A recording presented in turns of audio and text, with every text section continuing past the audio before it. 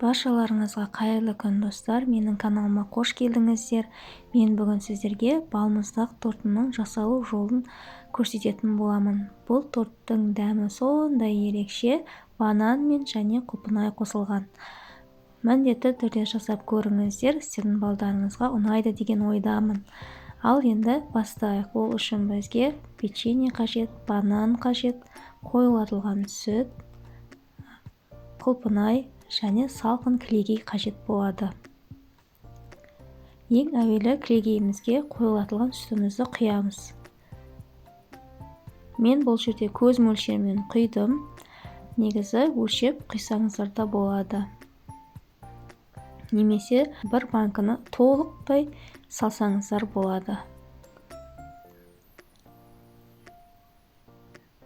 Әрі қарай миксерлейміз.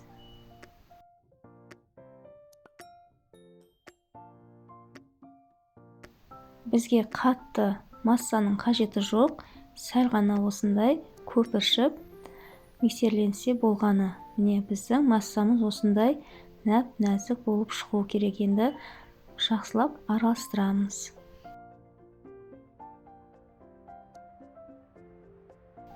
Видеода көріп тұрғандарыңыздай бізге осындай масса қажет. Қатты миксерлеп жіберсеңіздер, біздің тортымыз майлы болып кетеді. Сондықтан да шамалы ғана миксерлейміз. Ал енді келесі блендердің көмегімен құлпынайымызды езіп аламыз.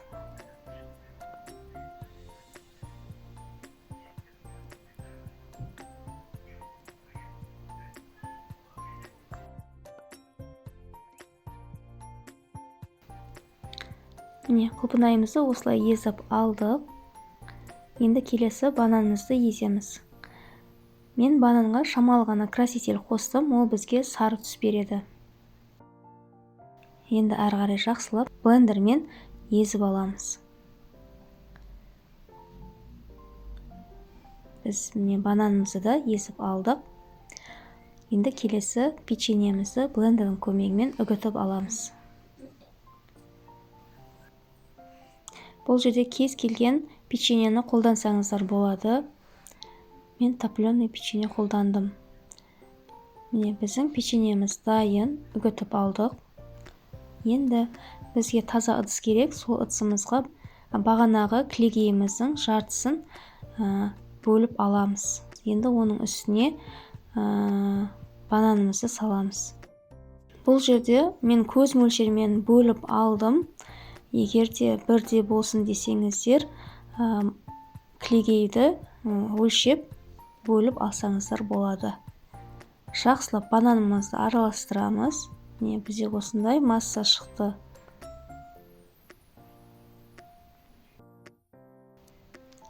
Енді бізге осындай форма қажет. Оның астын фольгамен ораймыз. Мен бірінші астына пищевая пленка орадым, содан кейін барып фольгамен орадым. Енді осының үстіне массамызды саламыз. Жақсылап тегістеп жайып шығамыз.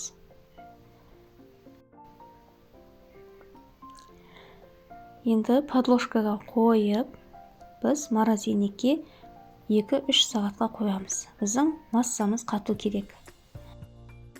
Оған дейін біз қалған кілегейімізді үстіне құлпынайымызды саламыз және жақсылап араластырамыз.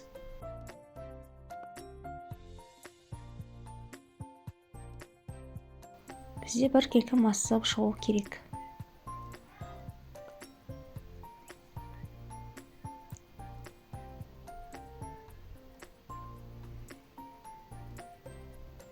Массамызды араластырып алдық. 2 сағаттай өтті. Біздің массамыз шамалы қатты.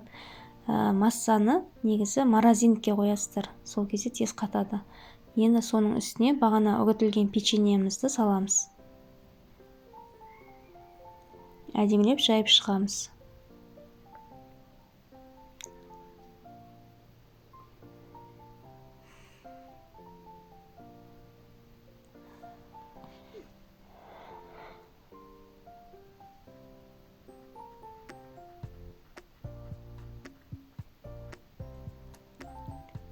Енді осының үстіне құлпынай қосылған массамызды құямыз.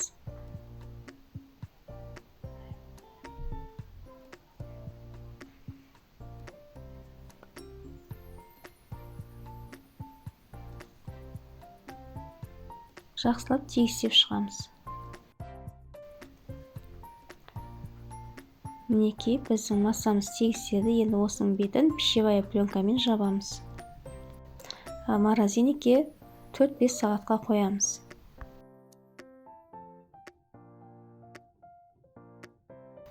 Енді 4-5 сағат өтті. Біздің балмұздақ тортымыз дайын болды. Енді шәймендеп астындағы пищевая пленкамен фольгасын шешіп аламыз.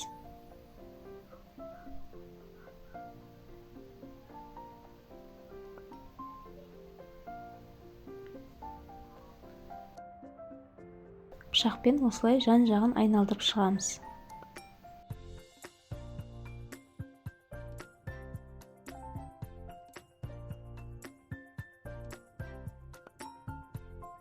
Ал енді осыны формадан шешеміз. Шәймендеп формадан шешіп аламыз. Біздің тортымыз дайын болды. Енді жан-жағын шәймендеп тегістеп аламыз.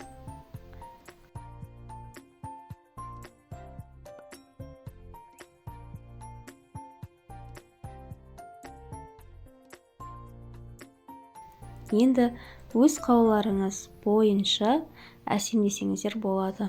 Мен осылайша орео печеньесімен және құлпынаймен, шоколадпен әсемдеп шықтым. Мінекей біздің балмұздақ тортымыз дайын. Міндетті түрде жасап көріңіздер. Қазір кесіп көрсететін боламын. Сондай дәмі күшті болып шығады.